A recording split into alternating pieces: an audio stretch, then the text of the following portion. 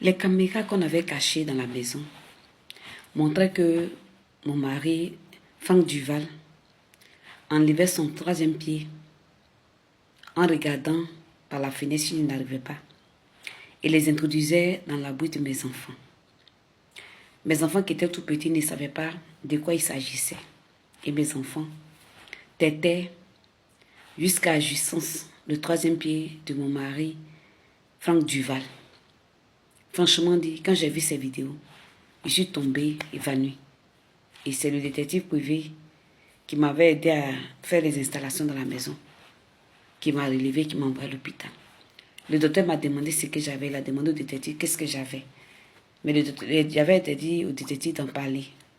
Donc, on s'est regardé. J'ai dit non, que j'ai été juste étourdie. Et quand on a libéré de l'hôpital, je suis repartie. Lorsque Franck Duval est allé au restaurant, dans notre grand restaurant Nimakoui, j'ai pris mes deux enfants que je suis allée confier à ma mère. Et je lui ai demandé de me suivre à la maison. Je lui ai demandé pourquoi à chaque fois que je revenais du travail, mes enfants bavaient ou bien ils vomissaient. Ils avaient de l'abondante salive dans la bouche. Il m'a dit, mais ce sont des enfants, c'est normal. Puisque souvent les enfants rotent. Je lui ai dit non, ce n'est pas les rotes qui font que les enfants vomissent ou bavent. Est-ce que tu es pédophile? Il m'a dit non. J'ai dit ok, si tu ne me dis pas la vérité, j'irai à la police. Il a dit non, ne m'accuse pas pour rien. Je lui ai dit j'ai les preuves de ce que j'ai dit. Si tu ne crois pas, j'irai à la police ou bien à la gendarmerie, on viendra te chercher ici. Et il a commencé à me dire non, qu'il ne reconnaissait pas les faits qui étaient reprochés. Donc, je lui ai dit il n'y a pas de problème. Je l'ai fait asseoir et j'ai pris mon téléphone, j'ai appelé son ex-femme. Puisque le mois, on s'était déjà vu une fois à la maison et dans un restaurant, enfin un supermarché, un hypermarché.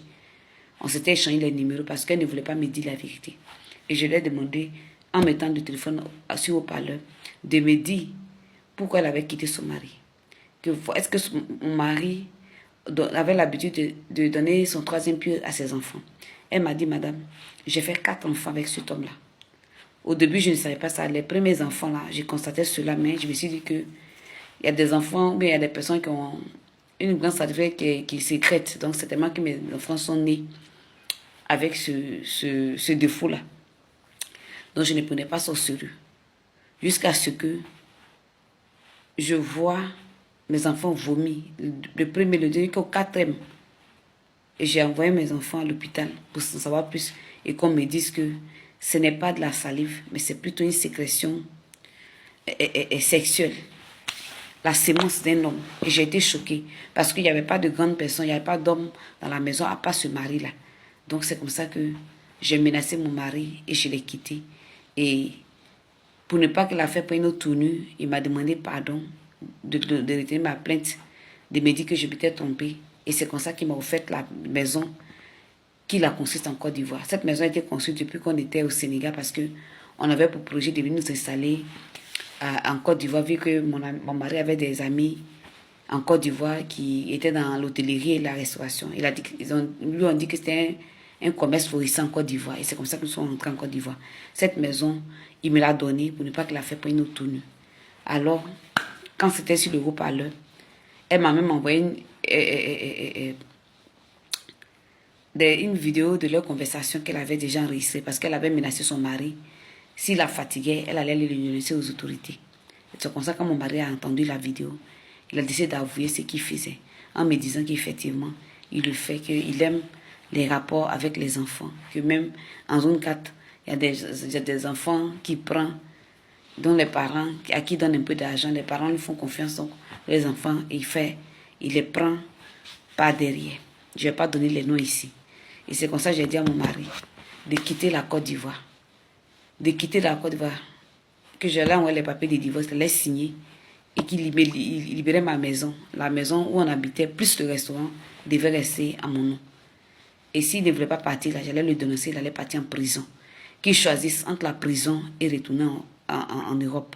C'est comme ça que mon mari m'a demandé pardon. Il m'a dit il préfère partir en Europe, mais il aimerait partager les gains, les avoirs que nous avons eus dans les différentes activités que nous avons menées en Côte d'Ivoire en 2. Ou bien si je voulais que je lui donne le tiers pour qu'il puisse s'en aller. Et c'est comme ça que je l'ai menacé. Et je suis allée voir un de mes amis qui est commissaire pour lui faire entendre raison, pour lui demander de quitter le pays rapidement, s'il ne veut pas aller en prison, parce que les autorités ont pris effet de cette affaire-là, qu'on risque de mettre la main sur nous. À partir de ce jour-là, mon mari n'a plus dormi à la maison. Il ne venait plus à l'hôtel. Oui, à l'hôtel, parce que dans le restaurant, il y avait des résidences privées qu'on mettait en location pour des étrangers qui venaient de l'extérieur. Mon mari n'a plus jamais mis pied à la maison, ni dans le restaurant. Il allait prendre une chambre d'hôtel quelque part, il se cachait. Et lorsque son virement a été fait, il m'a demandé d'aller prendre son billet d'avion. Je lui ai dit non, que lui, il devait aller prendre le billet d'avion. Il a dit non, qu'il ne pouvait pas, qu'il avait peur. Donc je lui ai dit de trouver quelqu'un d'autre pour faire cette chose parce que j'ai commencé à le mépriser. Comment on peut penser qu'un être humain, c'est une abomination, puisse donner sa sémence, son sexe, son troisième pied à ses enfants pour le faire. Et si les enfants grandissaient, qu'on leur disait ça, comment ils allaient se sentir? Vraiment, j'avais honte de mon mari. J'avais honte, je ne le supportais pas. La haine avait rempli mon cœur. Donc je lui ai demandé de trouver quelqu'un d'autre. Mon intention n'était pas qu'il parte en prison parce que grâce à lui, j'étais sortie d'affaires. J'avais changé le cours de ma vie. Et le restaurant marchait. Et donc comme ça, une semaine après les faits, voilà, j'ai gardé une copie des vidéos pour lui dire que s'il revenait en Côte d'Ivoire, il allait être poursuivi. Donc mon mari est reparti. J'avais déjà pris les papiers de demande de divorce et je l'ai signé déjà et j'ai entamé la procédure de divorce. Mes enfants devaient rester avec moi, que le jour qui grandissait, qu'ils voulaient voir leur papa, ils allaient avoir le privilège d'aller le croiser. Mais je ne voulais plus le voir auprès de mes enfants. C'est comme ça que Franck Duval est parti et je ne l'ai plus jamais revu. Aujourd'hui, je suis propriétaire de cette maison et de ce restaurant. Il m'appelle souvent pour voir les nouvelles des enfants. Il me demande pardon, il veut revenir. Je lui ai dit donc s'il revenait, il allait partir en prison parce que les autorités compétentes étaient déjà informées. Lui, c'est de la famille. C'est comme ça que mon mari n'a jamais eu le courage de revenir en Côte d'Ivoire. Et il n'a même pas osé me demander de vendre les biens qu'on avait ici pour pouvoir. Donc, ça a été aussi ma peine, mais ça a été aussi une source de bénédiction pour moi. Voilà. Quand vous allez vous marier à quelqu'un, quand vous donne des conseils, là, ne dites pas que je m'en fous. La Bible dit que le salut se trouve dans le plus grand nombre de conseillers. Donc, cette femme-là m'avait dit au départ que cet homme-là n'était pas fiable. Mais comme il y avait l'amour dans mon cœur, il y avait aussi le bien matériel. Je pensais au bien matériel, donc je me suis dit que ça ne valait rien devant les conseils qu'elle me donnait. Mais après plusieurs temps, j'ai constaté que ce qu'elle disait était vrai. Et aujourd'hui, je profite de l'occasion pour lui demander pardon d'avoir douté d'elle. Et surtout, merci pour son soutien parce que si elle ne m'avait pas prévenu, je n'allais jamais savoir que mon mari le faisait.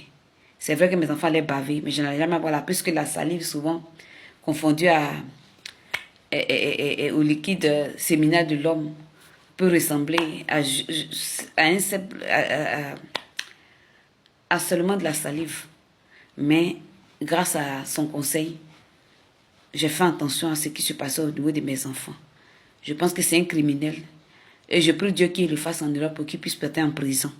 Moi, je ne peux pas le mettre en prison à cause de mes enfants, mais je souhaite qu'il le fasse ailleurs pour qu'il puisse payer pour ce qu'il fait aux enfants. J'étais son 4e mariage légal. Et voilà comment la fête s'est terminée. Mais Dieu merci, au milieu de tout cela, cette situation a été profitable pour moi parce que ça m'a enrichi. Aujourd'hui, il n'est plus là. J'ai gardé tous ses biens et je me suis remariée. Et j'ose croire que Dieu va le changer. Et je prie le Seigneur pour lui, pour que Dieu puisse changer sa vie et qu'il devienne un homme bon pour les futurs enfants qu'il va avoir. Que Dieu vous bénisse.